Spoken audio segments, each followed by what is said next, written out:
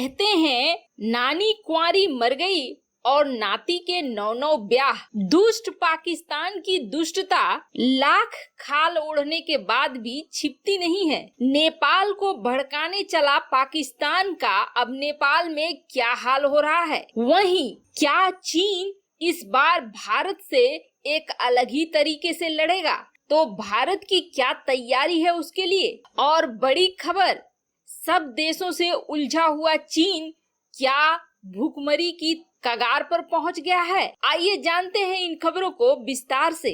भारत को घेरने के लिए नेपाल को अपनी तरफ करने की कोशिश में लगे पाकिस्तान को एक बड़ा झटका लगा है।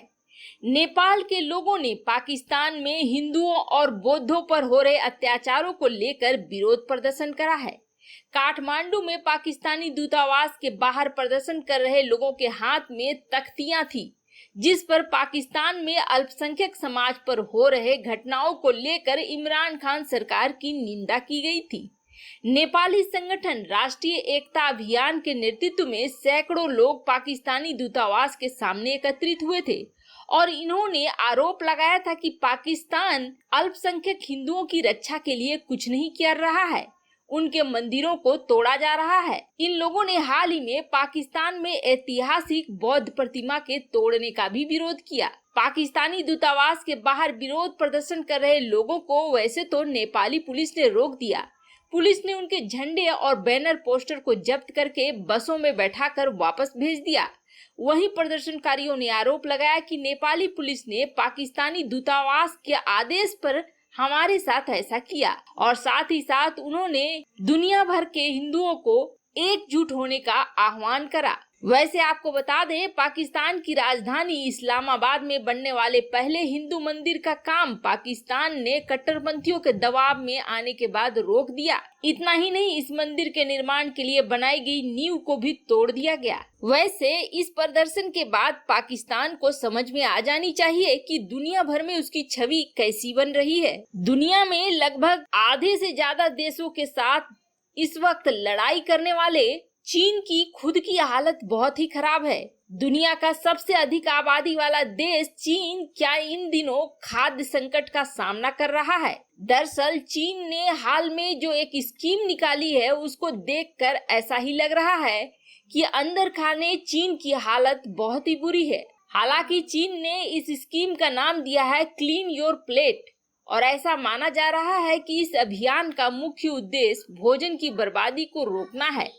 लेकिन कयास लगाया जा रहा है कि कोरोना के बाद और जिस तरह से बाकी दुनिया ने उसके ऊपर प्रतिबंध लगाए हैं, चीन में इस समय भूखमरी के हालात हैं। वैसे चीनी राष्ट्रपति शी जिनपिंग ने इस अभियान की शुरुआत करते हुए ये कहा था कि इससे भोजन की बर्बादी रुकेगी। वहीं सरकारी समाचार पत्र ग्लोबल टाइम्स ने चीनी राष्ट्रपति के पिछले अभियान का मकसद यह बतलाया था कि अधिकारियों के महंगे भोजन पर रोक लगेगी। लेकिन बड़ी बात यह है कि वैसे तो सुनने में यह बड़ा ही आसान सा और अच्छा लगता है, लेकिन इस स्कीम के साथ जो एक नियम लगाया गया है कि अब अगर होटल में कोई जाएगा, रेस्टोरेंट में कोई जाएगा और 4 प्लेट का ऑर्डर देता है तो 3 प्लेट ही सामने आएगा।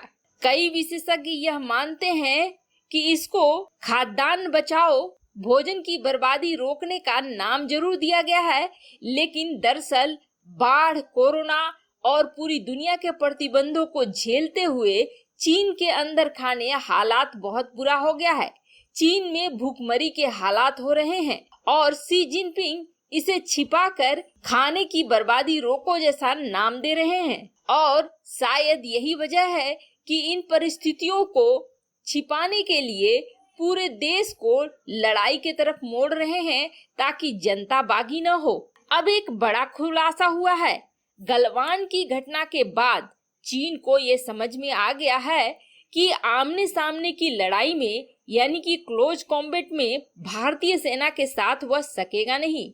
इसलिए ऐसी खबरें आ रही हैं कि चीन अब भारत के साथ लड़ने के लिए हाईटेक तरीकों को अपनाएगा। आपको बता दें, वैसे चीन ने अक्साई चीन वाले इलाके में 50,000 PLA के सैनिकों को तैनात कर दिया है, तो भारत ने भी उसका जवाबी कार्रवाई करते हुए T-90 समेत अपने एक स्क्वाड्रन को तैनात कर रखा है। लेकिन अब यह लड़ाई एक अलग मोड में होगी। 1962 की तरह सीधे सीधे लड़ाई नहीं होगी।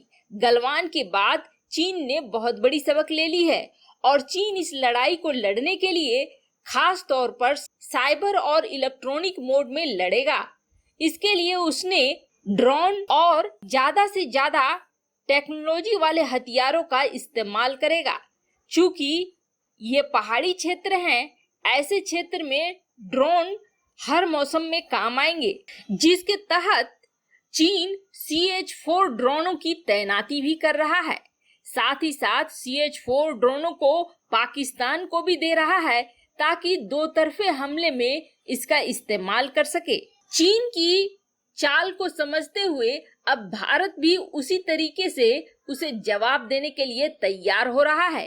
भारत ने जहां दोस्त इजराइल से हेरोन ड्रोनों की एक बड़ी संख्या मंगाई है, वहीं चीन के युद्धपोतों पर हिंद महासागर में कड़ी नजर रखने के लिए नौसेना भी शिपबोर्न ड्रोन को तत्काल खरीदने के लिए प्रस्ताव पारित कर रही है। 10 शिपबोर्न ड्रोन को तत्काल खरीदा जाएगा और इन ड्रोनों के आने के बाद हिंद महासागर में दुश्मन जहाजों पर कड़ी निगरानी रखी जा सकेगी। रक्षा मंत्रालय के सामने भारतीय नौसेना द्वारा फास्ट ट्रैक मोड में एक प्रस्ताव लाया गया है।